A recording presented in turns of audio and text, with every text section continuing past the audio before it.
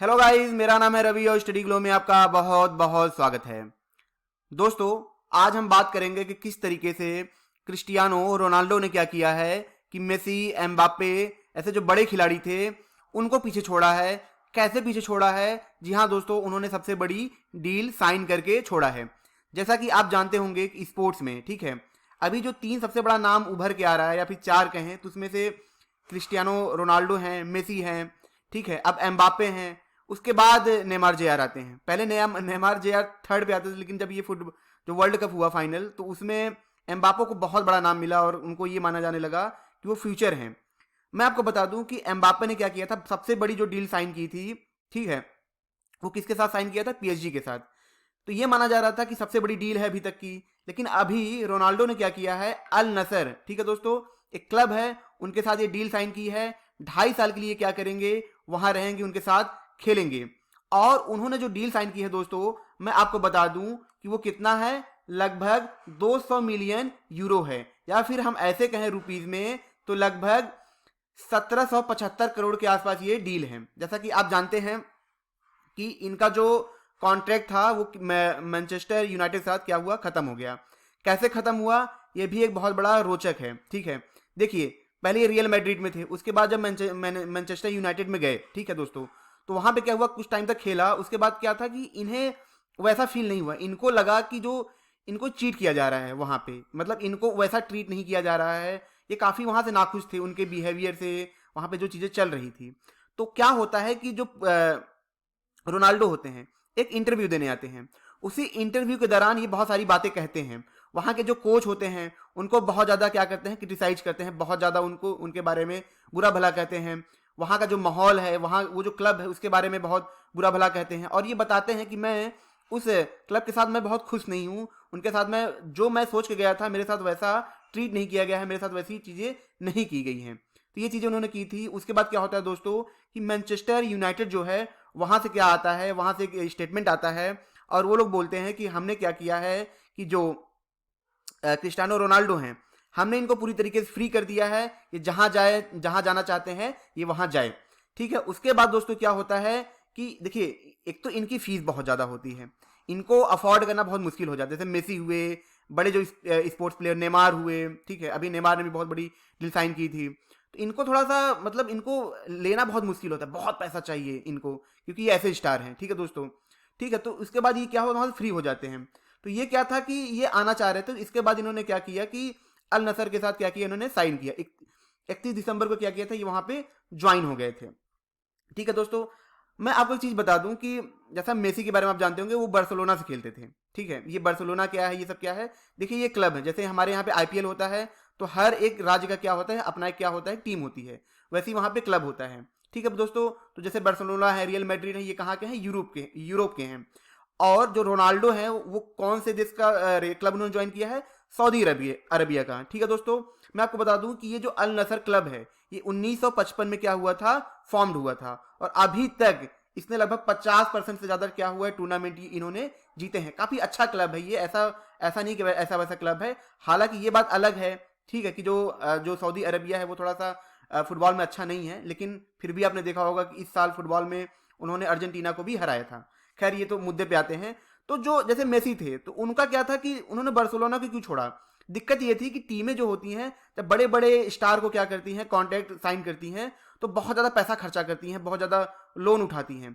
कभी कभी उन टीमों को इतना फ़ायदा मिल नहीं पाता है, ठीक है दोस्तों, कभी कभी उन टीमों को इतना पैसा प्रॉफिट नहीं मिल पाता है, और वो क्लब क्या होता है, वो क्या होता है, घाटे में जाने लगता है। जिसकी वजह से क्या हो रहा था कि जिस बार्सिलोना में मेसी ने इतने सालों से खेला, लगभग अपना पूरा जीवन उस क्लब में बिता दिया, ठीक है, उसमें सीखा, उस टीम के लिए इतना कुछ किया, उस क्लब के लिए इतना कुछ किया, लेकिन वही क्लब उनको फिर बाद में बाहर निकाल देता है।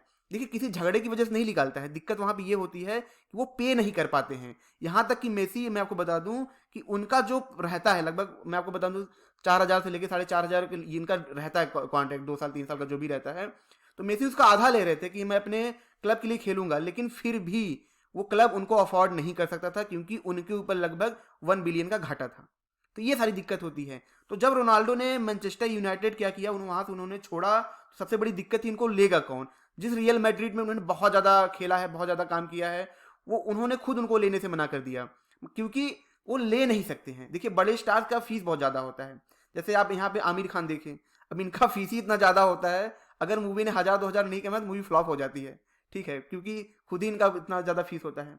तो यही सेम चीज़ इनके साथ था। उसके बाद इनको भी एहसास था कि हो सकता है यूरोप में इनको कोई टीम न ले या कोई क्लब न ले। उसके बाद ये क्या होते हैं, सऊदी अरबिया में आ जाते हैं।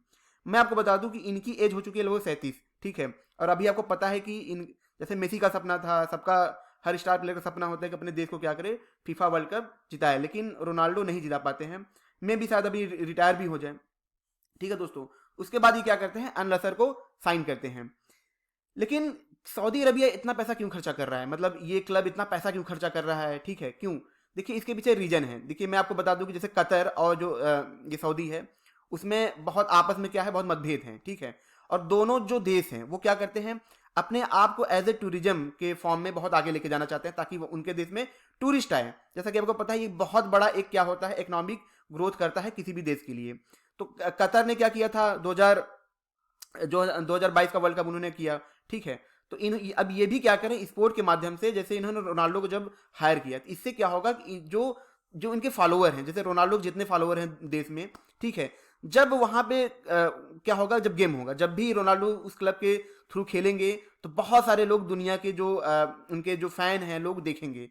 इससे क्या होगा, जो सऊदी का जो क्लब है, ठीक है, जो वहाँ का स्पोर्ट्स है, फुटबॉल है, वो काफ़ी ग्रो होगा, उसको ग्रो होने के लिए काफ़ी ज़्यादा मौका मिलेगा, ठीक है दोस्तों। और इस तरीके से जो वहाँ के नए नए प्लेयर हैं, जो जिनमें टैलेंट है, उनको भी काफ़ी कुछ सीखने के लिए वहाँ पे मिलेगा। एक तरीके से पूरा वहाँ पे क्या होगा, फुटबॉल का इन्वायरमेंट बनेगा, ठीक है दोस्तों।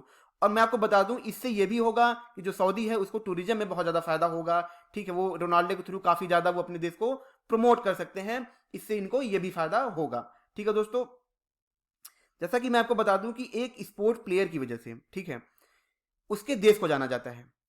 अर्जेंटीना का जब नाम लिया जाता है, सबसे पहले दिमाग में आता है मेसी, ठीक है। जब भी कोई किसी देश में कोई स्टार होता है तो उसका नाम जो होता है ना, वो बहुत मायने रखता है, उसके देश के आइडेंटिटी के लिए बहुत मायने रखता है। और जो वो अपनी बातें कहता है तो लोग पूरा उसके ऊपर ध्यान देते हैं।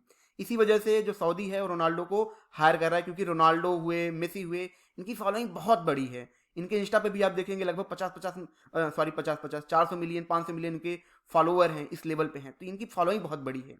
तो इनके एक चीज़ें कहने पे चीज़ें बहुत ज़्यादा चीज़ें बदलती हैं, बहुत ज़्यादा लोग मतलब उस पर ध्यान देते हैं। अभी आपने कुछ दिन पहले देखा होगा कि जो रोनाल्डो थे, उन्होंने वो क्या करते हैं, जो एक वो होता है ड्रिंक बॉटल होता है, मतलब कोई कोक बॉटल होता है, उसको साइड में कर देते हैं, जिसकी वजह से क्या होता है, उसका जो शेयर होता है काफ़ी ऊपर नीचे हो जाता है। तो ये इनकी पावर होती है। इसी वजह से जो देश होते हैं सोचते हैं हमारे देश के लिए खेलें, तो हमारे देश में क्या होगा, एक बहुत बढ़िया माहौल बनेगा और काफ़ी ज़्यादा हमको इससे फ़ायदा होगा। और खुद यहाँ पे रोनाल्डो ने भी बोला कि मैं वहाँ पे काफ़ी खेल चुका था, मैंने काफ़ी वहाँ पे टाइम दिया है, बट मैं कुछ ऐसा करना चाह रहा था कि जहाँ पे मुझे गेम में कुछ नया मिले और मैं एशिया में क्या करूँ, इस गेम को काफ़ी बढ़ा सकूँ। क्योंकि अगर वो एशिया की तरफ से खेलेंगे तो एशिया में जो उनके फ़ैन हैं और काफ़ी ज़्यादा उनके फ़ैन बनेंगे और फुटबॉल को लोग ज़्यादा से ज़्यादा देखेंगे।